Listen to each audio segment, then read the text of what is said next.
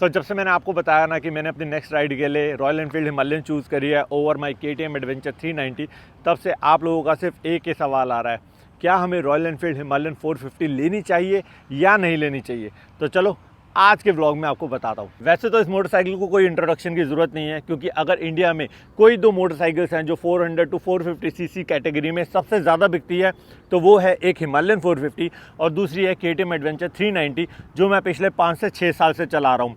और अभी रिसेंटली मैं गया था जम्मू कश्मीर, वहाँ एक ऐसा कश्मीर मैंने देखा और आप लोगों को भी मैं दिखाऊंगा, और इंस्टाग्राम पे तो दिखा ही रहा हूँ, जो शायद आपने पहले कभी भी नहीं देखा था।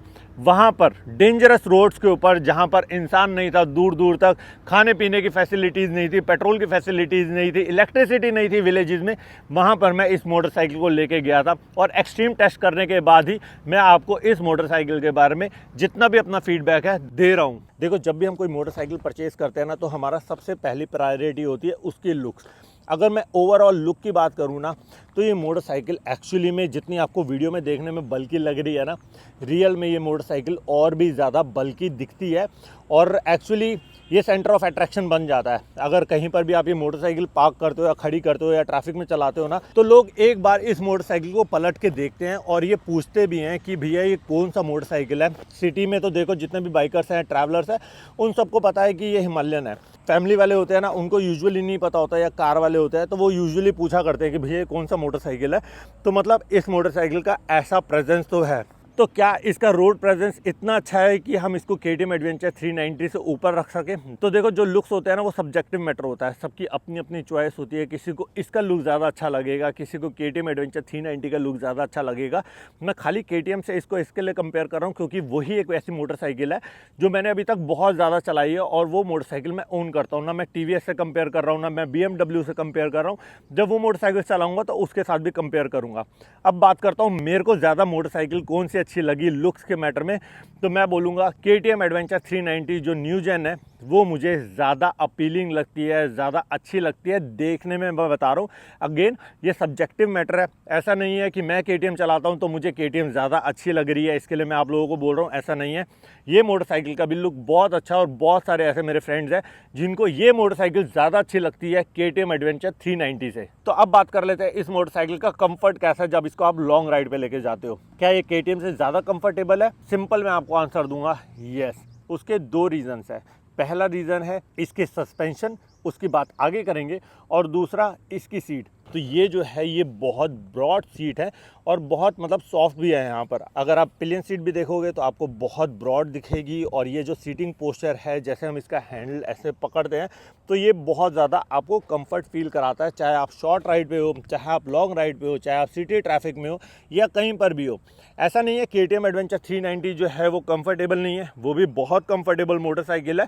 लेकिन उसके अंदर जो एक कमी मुझे दिखती है, जो पहले मैंने हाईलाइट करी है, उसकी सीट जो है वो बहुत ही ज़्यादा नैरो है। पिलियन का भी कंफर्ट इतना नहीं है उस मोटरसाइकिल में जितना इस मोटरसाइकिल में आपको कंफर्ट देखने को मिलता है। आप वो मोटरसाइकिल भी ले सकते हो, बस उसकी सीट थोड़ी सी मॉडिफाई करवा देना। मैंने अपने रिव्यू वीडियो में कई बार ये बात बताई है, पिलियन सीट की भी सीट मॉडिफाई कर देना। आपका कंफर्ट सीटिंग मैटर में एकदम शॉर्ट हो जाना चाहिए, जितना मुझे फील होता है। अब ऐसी दो चीज़ें जो मैंने इस मोटरसाइकिल और अपनी ओल्ड जेन और न्यू जेन KTM एडवेंचर 390 में भी फील करी है। सबसे बड़ी प्रॉब्लम जो इस मोटरसाइकिल में है वो है हीटिंग इश्यूज। गलती से भी इस मोटरसाइकिल को आप सिटी ट्रैफिक में मत चलाना, निकर या शॉर्ट्स पहन के, लिटरली आपके पैर जल जाएंगे। यही इशू मेरी ओल्ड जेन और न्यू जेन KTM एडवेंचर 390 में भी स्टार्टिंग में आता था। उसी के बाद मैंने अपनी मोटरसाइकिल का जो इंजन ऑयल है वो रिप्लेस करवाना स्टार्ट कर दिया था, और अब मैं यूज़ करता हूँ अपनी मोटरसाइकिल में Castrol power one ultimate 10W50 engine oil, मेरी ओल्ड जेन KTM एडवेंचर 390 में भी, न्यू जेन KTM एडवेंचर 390 में भी। और इस मोटरसाइकिल में भी मैंने इस राइड को स्टार्ट करने से पहले कैस्ट्रॉल पावर वन का ही इंजन ऑयल डलवाया था, क्योंकि मुझे ऑलरेडी पता था कि इस मोटरसाइकिल में बहुत ज़्यादा हीटिंग इश्यूज मुझे देखने को मिलने वाले हैं। साथ में इस मोटरसाइकिल के अंदर भी और KTM एडवेंचर 390 में भी वाइब्रेशंस इश्यूज आते हैं। मैंने जब इसकी टेस्ट राइड करी थी तो मुझे फील हुआ था कि इस मोटरसाइकिल में थोड़ी सी कम वाइब्रेशंस है कंपेयर टू KTM एडवेंचर 390। और फिर भी मैंने कैस्ट्रॉल का ही इंजन ऑयल डलवाया। एंड फ्रैंकली बताऊं, जब मैं टेस्ट राइड कर रहा था इस व्हीकल को और जब मैं एक्चुअली में इस मोटरसाइकिल को लेके गया, इस मोटरसाइकिल की परफॉर्मेंस में ज़मीन आसमान का डिफरेंस देखने को मुझे फील हुआ था। मैंने अपनी मोटरसाइकिल को 48 डिग्री में चलाया है, -10 डिग्री में चलाया है, मानसून में चलाया है, और कभी भी मुझे मेरी मोटरसाइकिल से प्रॉब्लम नहीं दिया था। और मुझे पता था कि ये जो मेरी राइड होने वाली है, इसमें पहले 2 दिन जो होंगे वो बहुत ज़्यादा एक्सट्रीम गर्मी के होंगे, 48 डिग्रीज के आसपास मुझे राइड करना होगा। उसके बाद मुझे हाई माउंटेन पासिस पे भी बाइक चलानी होगी, मुझे मानसून भी देखने को मिलने वाला है, बारिश भी होगी, ह्यूमिडिटी भी देखने को मिलने वाली है। इसीलिए मैंने इस मोटरसाइकिल में भी सेम इंजन ऑयल ही डलवा दिया था। तो यही होती है छोटी छोटी चीज़ें जो हम राइड से पहले इग्नोर कर देते हैं और राइड के वक्त हमें प्रॉब्लम आती है। इसीलिए मैं आपको रिकमेंड करता हूँ कि अगर आपकी मोटरसाइकिल में भी वाइब्रेशंस है, आपकी मोटरसाइकिल भी बहुत ज़्यादा हीटअप होती है, या फिर आपको भी किसी तरह से भी इंजन ऑयल से कहीं ना कहीं प्रॉब्लम फील होती है, तो एक बार अपनी मोटरसाइकिल में Castrol power one ultimate engine oil ज़रूर डलवाना। ट्रस्ट मी, आपकी मोटरसाइकिल की परफॉर्मेंस बहुत ज़्यादा एनहेंस हो जाएगी। तो अब बात करते हैं इस मोटरसाइकिल के सस्पेंशन की, फ्रंट और रेयर। जब मैं इस मोटरसाइकिल को ऑफ रोड पे लेके जाता हूँ, इस मोटरसाइकिल को खड़े होकर चलाता हूँ, इस मोटरसाइकिल को मतलब गड्ढे आ जाते हैं सडनली या कुछ भी होता है, तो इस मोटरसाइकिल का जो सस्पेंशन है मुझे ज़्यादा बेटर लगा कंपेयर टू KTM एडवेंचर 390। तो क्या इसका मतलब इसका सस्पेंशन अच्छा है तो ये ओवरऑल मोटरसाइकिल ज़्यादा बेटर है? तो ऐसा नहीं है। कुछ चीज़ें KTM की ज़्यादा अच्छी लगी मुझे, कुछ इस मोटरसाइकिल की ज़्यादा लगी। अगर मैं इस मोटरसाइकिल की पावर की बात करूं तो ये आपको 40 PS पावर देती है और 40 Nm का टॉर्क है। टॉर्क की बात बोलूं तो आपको सेकंड गियर पे ही आपको ये अप हिल चढ़ा देगी, आपको बार बार गियर शिफ्टिंग करने की ज़रूरत नहीं पड़ती। लेकिन क्या वो बंदा जो 44 PS या 46 bhp पावर चला रहा है अपनी KTM एडवेंचर 390 में, उसको 40 bhp सही लगता है? तो मैं फ्रैंकली आपको बताऊंगा कि कई बार मुझे इस मोटरसाइकिल में पावर की कमी दिखी। अगर आप एक बिगिनर मोटरसाइकिल हो या फिर आपने 250 सीसी या 300 सीसी से इस मोटरसाइकिल में अपग्रेड किया, तो आपको इस मोटरसाइकिल में काफ़ी अच्छी पावर दिखेगी। ये फर्स्ट गियर में ही भागती है, नो डाउट। लेकिन क्योंकि मैं KTM एडवेंचर 390 काफ़ी टाइम से चला रहा हूँ और मेरे माइंड में हमेशा से एक चीज़ फीड हो चुकी है कि आगे से कोई गाड़ी आ रही है, मेरे लेफ्ट में गाड़ी है, मैं बहुत इजीली उसको ओवरटेक कर लूँगा। लेकिन इस वाले मैटर में, रॉयल एनफील्ड के मैटर में, मैं कई बार गलत साबित हो जाता था। कई बार मुझे ऐसा लगता था कि मेरे आगे एक कार चल रही है, मैं उसको ओवरटेक कर लूँगा, लेकिन वैसा मैं नहीं कर पाता था। तब मुझे थोड़ा सा टाइम लगा इस मोटरसाइकिल में एडजस्ट होने में। इसके लिए इस मैटर में मैं बोलूँगा कि मुझे KTM एडवेंचर 390 ज़्यादा बेटर लगी, ज़्यादा रॉ पावर है उसके अंदर। और एक बार कहते हैं ना, शेर के मुँह में खून लग जाता है, तो उसको समझ ही गए होगे। तो वही सिचुएशन है मेरे साथ अभी। जब मैं KTM एडवेंचर 390 की रॉ पावर को फील कर चुका हूँ ना, इस मोटरसाइकिल में मुझे पावर की थोड़ी बहुत कमी लगी। तो अब बात कर लेते हैं इस मोटरसाइकिल की टैंक कैपेसिटी की। अभी तक जब मैं ओल्ड जेन और न्यू जेन KTM एडवेंचर 390 चला रहा था ना, जब भी मैं टूर पे जाता था तो कोशिश करता था हर 250 से 300 किलोमीटर में उस मोटरसाइकिल का पेट्रोल फुल करवा दूँ, और मुझे आदत सी हो गई थी। लेकिन इस मोटरसाइकिल में जब भी 250 किलोमीटर होते थे ना, या 300 किलोमीटर होते थे, इसका जो फ्यूल गेज होता था ना, वो हमेशा दिखाता था पेट्रोल काफ़ी है। तब मुझे लगता था भाई पेट्रोल क्यों नहीं खत्म हो रहा। तब मुझे रियलाइज़ हुआ कि इस मोटरसाइकिल में 17 लीटर का टैंक है, तो और जो अपनी ओल्ड जेन और न्यू जेन KTM एडवेंचर 390 है उसमें 14 लीटर का टैंक आता है। लगभग 2.5 से 3 लीटर इसमें ज़्यादा आता है। और ये बेनिफिट होता है जब आप इस मोटरसाइकिल को लॉन्ग टूरिंग पे लेके जाते हो। जैसे मैं ऑफ बीट बिल्कुल लोकेशन पे ले जाना पसंद करता हूँ, जहाँ कोई आदमी ना दिखे, इंसान ना दिखे। और आप लोग भी पूछते हो ना कि अंकित भाई पेट्रोल की टेंशन नहीं होती, तो आज तक मैंने कभी भी किसी राइड पर भी पेट्रोल कैरी नहीं किया, अपार्ट फ्रॉम अपनी कैलाश मानसरोवर की यात्रा की राइड पर। उसके अलावा इस मोटरसाइकिल के अंदर भी मुझे कोई टेंशन नहीं थी, क्योंकि मुझे पता था कि ऑलरेडी इस मोटरसाइकिल में 3 लीटर ज़्यादा आ रहा है। इसीलिए मैं फ्री माइंड से ऐसी लोकेशंस पे इस मोटरसाइकिल को मैं लेके गया। इंस्टाग्राम पे फॉलो नहीं कर रहे ना, तो कर लेना। यकीन मानो अभी भी मैं उस पर बहुत सारी चीज़ें ऐसी दिखा रहा हूँ जो आपने शायद पहले कभी भी नहीं देखी होंगी। और एक बेनिफिट तो है इस मोटरसाइकिल का कि फ्यूल कैपेसिटी अच्छी है। लेकिन फ्यूल कैपेसिटी होने के बावजूद एक चीज़ ऐसी है जो मुझे इस मोटरसाइकिल में अच्छी नहीं लगी कंपेयर टू KTM एडवेंचर 390, और वो है इसका वेट। ये एक्चुअली में काफ़ी हैवी मोटरसाइकिल फील होती है जब आप इसको टूर पे लेके जाते हो, जब आप इसको साइड स्टैंड से ऊपर उठाते हो। अगर ये मोटरसाइकिल गिर जाए ना विद लगेज, तो मैं यकीन बता रहा हूँ मेरे लिए उठा पाना बहुत इजी नहीं होगा। मेरे को सारा सामान हटाना पड़ेगा, तभी मैं इस मोटरसाइकिल को उठा सकता हूँ, अदरवाइज ये मोटरसाइकिल मुझसे नहीं उठेगी। साथ में एक और नुकसान इस मोटरसाइकिल जो मुझे KTM के कंपेरेटिव लगा, वो है इसका स्टैंड। आप स्टैंड देख रहे हो, मुझे फ़ोटोज़ खिंचवाना पसंद है, मोटरसाइकिल ऐसे स्ट्रेट होनी चाहिए, या किसी भी सिचुएशन में खड़ा हूँ तो मोटरसाइकिल ऐसे स्ट्रेट होनी चाहिए। जो KTM है ना उसमें लगभग जो साइड स्टैंड का एंगल है ना वो 75 टू 80 डिग्री दे रखा है, जो बहुत ही ज़्यादा स्ट्रेट है, लेकिन फिर भी वो बेटर लगता है कंपैरिजन टू इस वाले स्टैंड के। अब मैं यहाँ पर अगर ये पत्थर हटा दूंगा ना तो ये मोटरसाइकिल बिल्कुल लेट जाएगी, जो बिल्कुल भी मतलब मुझे तो बिल्कुल पसंद नहीं आया इसका जो साइड स्टैंड वाला है। लेकिन अभी मैंने नोट किया है रिसेंटली आरी ने एक नया स्टैंड भी इसका लॉन्च कर दिया, लगभग 3000 रुपये का है, वो आपको सेपरेट लेना पड़ता है, और अगर आप वो स्टैंड ले लो तो आपकी मोटरसाइकिल का जो पोस्चर है वो सीधा हो जाता है। लेकिन अभी फ्रैंकली जो अभी ये आरी ने ये वाला स्टैंड दे रखा है मुझे फ्रैंकली पसंद नहीं आया, वो मुझे KTM का ज़्यादा बेटर लगा। तो अब बात करते हैं इस मोटरसाइकिल के फीचर्स की। इस मोटरसाइकिल में आपको कुछ खास फीचर्स नहीं दे रखे, खाली इसके अंदर आपको ABS देखने को मिलता है। अपार्ट फ्रॉम दैट इस मोटरसाइकिल में आपको कुछ भी मेजर फीचर्स देखने को नहीं मिलते। अगर यही मैं कंपैरिजन करूं KTM एडवेंचर 390 का, तो उसमें आपको क्विक शिफ्टर देखने को मिलता है, उसमें आपको ABS, cornering ABS, cruise control, traction control, वो सारे फीचर्स आपको देखने को मिलते हैं, और प्राइस में भी बहुत ज़्यादा डिफरेंस नहीं है। तो इसकी हेडलाइट, ओके एक और टॉपिक रह गया, हेडलाइट भी गंदी है। मैं बिल्कुल भी फ़ैन नहीं हूँ इस मोटरसाइकिल की हेडलाइट के थ्रो का। मैं रात के समय इस मोटरसाइकिल को नहीं चला सकता अगर इस मोटरसाइकिल में फॉग लाइट्स नहीं दे रखी।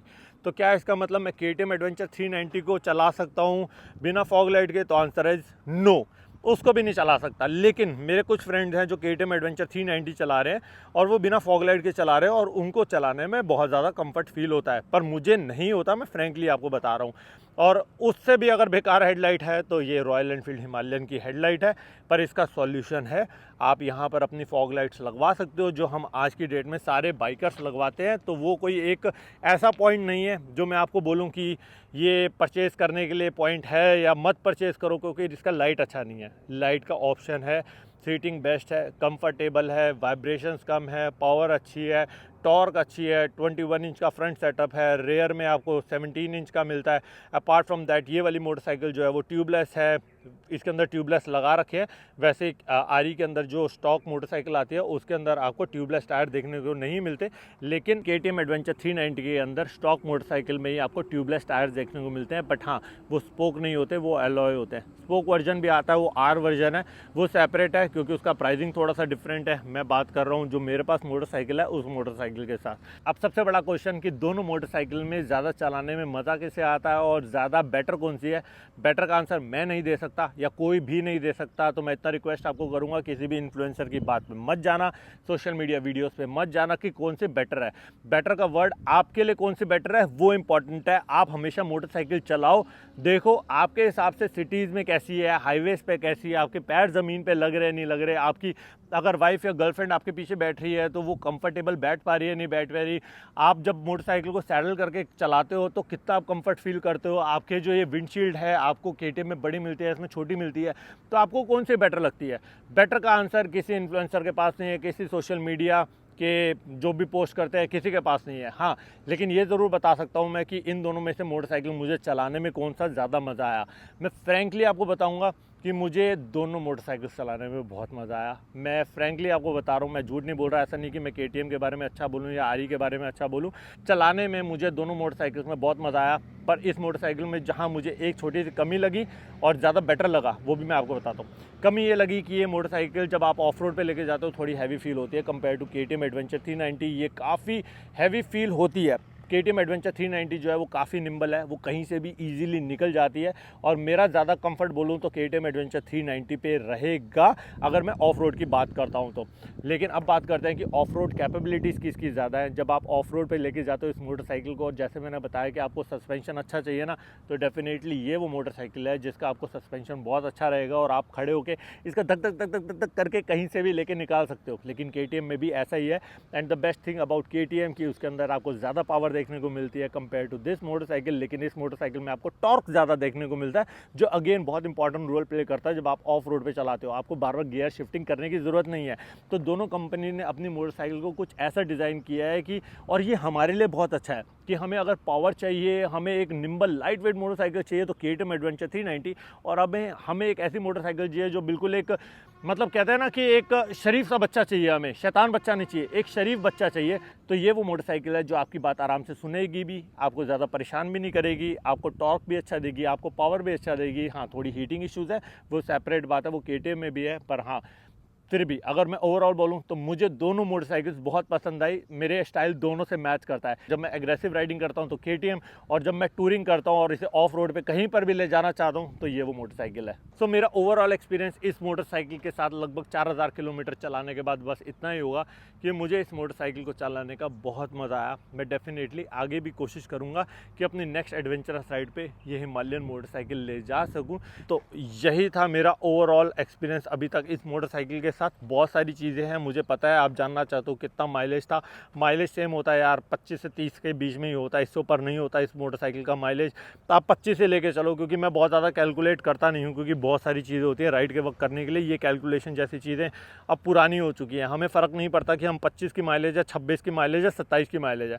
ओवरऑल इतनी ही माइलेज मिलती है। आप चाहे KTM ले लो, चाहे ये वाली हिमालयन ले लो, आपको कोई 15 की माइलेज नहीं मिलने वाली, ना ही आपको इस मोटरसाइकिल से 40 की माइलेज मिलने वाली है। तो ये बहुत एक क्वेश्चन ऐसा है जिसका मुझे आंसर देना अच्छा भी नहीं लगता, और थोड़ा सा ऐसा लगता है कि क्या ही बताऊं आप लोगों को, इतनी माइलेज ही है सभी मोटरसाइकिल की। तो यही था मेरा ओवरऑल एक एक्सपीरियंस इस मोटरसाइकिल के साथ। जितना भी मैंने आपको बताया, आई होप पूरा बताने की कोशिश करी होगी, आपको समझ आया होगा। साथ में अगर मैं ब्रेकिंग की बात बोलूँ तो इसके अंदर ब्रेम्बो के ब्रेक्स आते हैं, बट आई स्टिल से कि मैं KTM की ब्रेक्स का ज़्यादा बड़ा फ़ैन हूँ कंपेयर टू RE की ब्रेक्स। मैं ब्रेम्बो की ब्रेक्स की बात नहीं कर रहा, मैं ओवरऑल ब्रेकिंग सिस्टम की बात बोल रहा हूँ। KTM एडवेंचर 390 की ब्रेकिंग, बेसिकली KTM की जो मोटरसाइकिल की ब्रेकिंग है वो मुझे ज़्यादा बेटर लगी। दोनों मोटरसाइकिल्स मैंने चलाई हैं और मैं आपको जेन्युइन फीडबैक दे रहा हूँ, ना किसी के बारे में अच्छा, ना किसी के बारे में बुरा। और यही था मेरा ओवरऑल एक्सपीरियंस इन मोटरसाइकिल के साथ। आई होप ये मेरा छोटा सा रिव्यू आप लोगों को समझ आया होगा। अगर आपको हेल्पफुल लगा तो आपको पता क्या करना है, चैनल पे नए हो तो सब्सक्राइब जरूर कर देना। और इसी के साथ अब मैं आपसे मिलता हूँ नेक्स्ट व्लॉग में। Till then ride hard ride safe, this is me dream chaser signing off. Bye.